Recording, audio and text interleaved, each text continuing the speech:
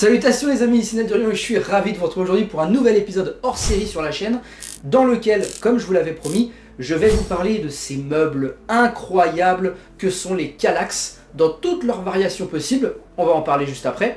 Eh bien, on se retrouve dans cette pièce que vous connaissez assez peu, mais bientôt je vous ferai une vidéo sur qu'est-ce que contient réellement cette pièce, mes différentes collections et tout, et vous verrez qu'il n'y a pas que des comics, mais là je vous tease ce qui arrivera dans le futur. En tout cas aujourd'hui, oui, vidéo dans laquelle je vais présenter ce qui est à mon sens la meilleure étagère. Je pourrais même dire les meilleures étagères parce que vous verrez, comme je l'expliquais un peu plus tôt, il y a plusieurs types de Kallax. En fait, ce qui change, c'est le nombre de rangées, le nombre de colonnes. Je vais vous détailler tout ça. Et vous verrez qu'on changera un petit peu de décor au cours de la vidéo puisque dans cette pièce, je dispose de cette Kallax là que j'ai installée récemment. Il s'agit de ce qu'on appelle une 3x4 ou bien une 4x3 selon quand vous parlez des colonnes et des rangées ou des rangées et des colonnes en fait. Bon, en tout cas là moi je vais exprimer ça comme ça, une 4x3, voilà. Donc cette Kallax, c'est un des modèles du coup que vous avez à disposition sur le site Ikea. Celle-ci est dans une couleur particulière puisque cette pièce, vous verrez un peu plus tard, tous mes meubles sont en couleur chêne clair, donc j'ai voulu qu'elle puisse un petit peu ne pas faire tache, si vous voulez, dans mon bureau. Parce que oui, on est dans mon bureau avec mon atelier peinture, pareil, c'est des ambiances noires, chêne clair, mes grosses bibliothèques derrière vous, qui ne sont pas des bibliothèques finalement, mais plutôt des étagères de rangement de mes figurines, de tout plein de choses. Et mes Kallax, par contre, elles sont dédiées vraiment à mes comics, parfois même à mes mangas, vous le verrez aussi dans une de mes vidéos. Là, on part sur ce modèle-là, 112 cm par 147, 112 de haut, 147 de long. Et ce qui est très intéressant, c'est la profondeur dont vous disposez. Bon, il n'y a pas que ça, mais vous verrez, c'est l'un des points forts de ce meuble-là. Déjà, vous pouvez mettre jusqu'à 13 kg par étagère. Par étagère. C'est-à-dire que vous pouvez blinder d'omnibus dans cet espace-là. Alors ça représente à peu près 34 cm, hein, 33,5 cm de large. Là j'ai toute ma collection Star Wars en comics qui tient ici, donc il y a des omnibus là-bas, il y a des gros épis de collection qui sont bien vénères en termes de poids, surtout lorsqu'ils sont tous mis les uns à côté des autres. Et honnêtement je pense atteindre les 10 kg par étagère, ça ne bouge pas. La seule chose à laquelle il faut bien faire attention, c'est si vous êtes sur un parquet flottant.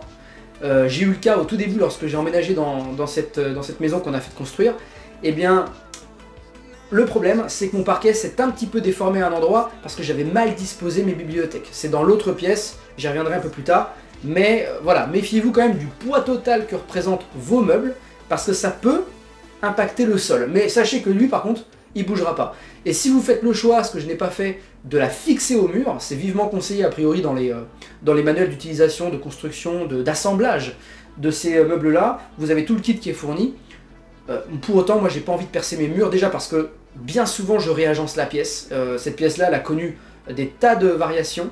Donc moi, fixer un truc au mur, c'est de l'immobilisme, et moi je refuse l'immobilisme. Donc libre à vous de faire comme vous voulez, mais sachez que ça ne bouge pas du tout.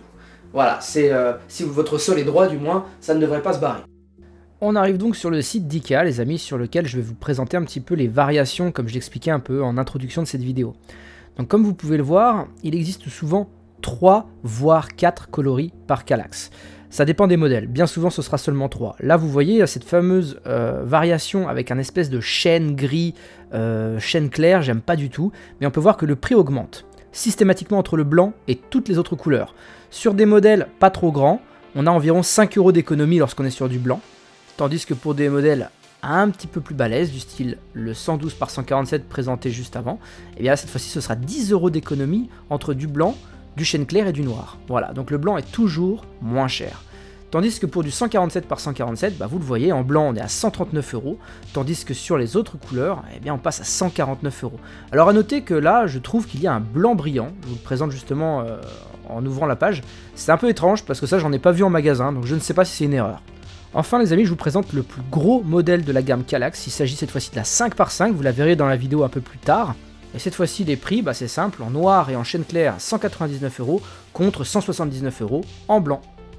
Donc 33,5 de large, 39 cm de profondeur. Et là, on atteint un truc très intéressant, c'est comme vous pouvez le voir, ici j'ai pu mettre ma figurine, ma statuette en avant, et mes comics dans le fond. Voilà, et ce qui permet à chaque fois de faire une espèce de double profondeur, mais avec des choses qui ne sont pas trop occultantes, pour qu'on puisse quand même voir votre collection. Voilà les amis, c'est tout pour cette pièce. On bascule dans la pièce principale où résident toutes mes autres collections. Ici c'est uniquement Star Wars.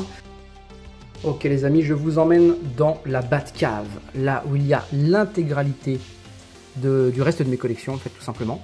Donc vous voyez, quand vous arrivez en fait dans la pièce, vous avez ce que je vous expliquais juste avant, la double profondeur inversée finalement de ma plus grosse Kallax de ma collection. J'ai carrément une collection de Kallax, oui, effectivement.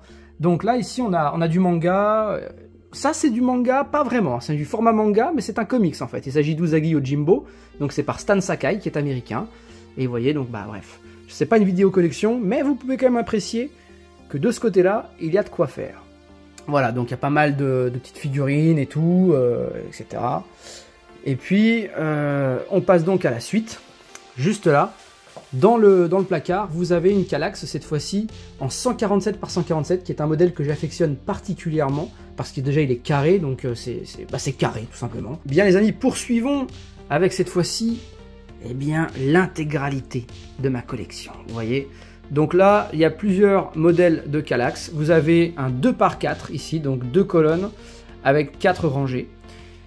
C'est l'intégralité de Marvel qui est ici. Et vous voyez un truc que je voulais justement vous présenter. C'est, même si c'est des petits compartiments de 33,5 cm de largeur, ça ne détruit pas les frises pour autant. Là, ma frise Marvel X-Men, collection mutante de chez Hachette, eh ben, elle reste quand même franchement cohérente. Et puis avec le petit angle que j'ai fait juste ici, parce que donc oui, derrière, il y a une petite perte d'espace, mais c'est nécessaire pour pouvoir faire ce L. Et voyez comme ça rend bien. Enfin, franchement, moi je suis très content de cet agencement. Et là encore, comme celle que vous aviez juste avant dans mon placard, donc une 147 par 147 brun noir, hein, du coup comme toutes celles qui sont dans la pièce, et bien là vous en avez encore un exemplaire en 147 par 147 à laquelle j'ai adossé une 77 par 147 et qui est du coup cette 4x2, 2x4, appelez-la comme vous voulez. Concernant ce petit modèle-là, eh bien, écoutez, c'est un rescapé de l'époque d'Ikea lorsqu'il faisait encore des 3x2, etc. Malheureusement, vous l'avez compris, ce type de modèle de Kallax n'existe plus, y compris chez des revendeurs tels qu'Amazon. En témoigne l'incrustation que je vous joins. Désormais, Alien, Predator, TMNT et les Power Rangers trônent sur cette petite relique. Et il est temps pour moi de vous présenter ma plus grosse Kallax. Justement, la pièce maîtresse, la voici. C'est le plus gros modèle à l'heure où je vous parle chez Ikea pour la Kallax. Il s'agit du mastodonte en 182 par 182, c'est encore une fois un carré. Et cette fois-ci, vous êtes sur du 5 par 5. Donc rendez-vous compte du merdier que ça fait. Moi, je fais 1m72, 73. Et oui, le centimètre est très important. Et je n'atteins pas du tout le haut. Hein. C'est de toute façon 182 cm de haut, vous imaginez bien. Et vous voyez la différence. Elle est flagrante. Là, vous avez 4 étagères. Regardez la taille de celle-ci.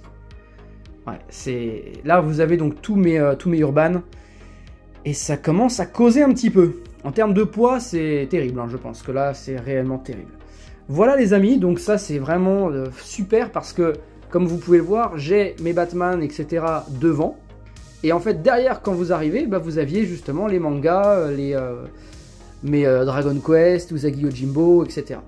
Voilà un petit peu l'envers du décor, les amis, j'espère que ça vous plaît. Là j'ai ma petite télé 4K Aorus qui est seulement dotée d'une Switch première du nom, parce que vous le savez sûrement, la Switch 2 arrive et viendra trôner à ses côtés, car je l'ai déjà précommandé tel un gros pigeon Nintendo que je suis. Mais bon, j'ai très envie de faire les Zelda en très haute qualité.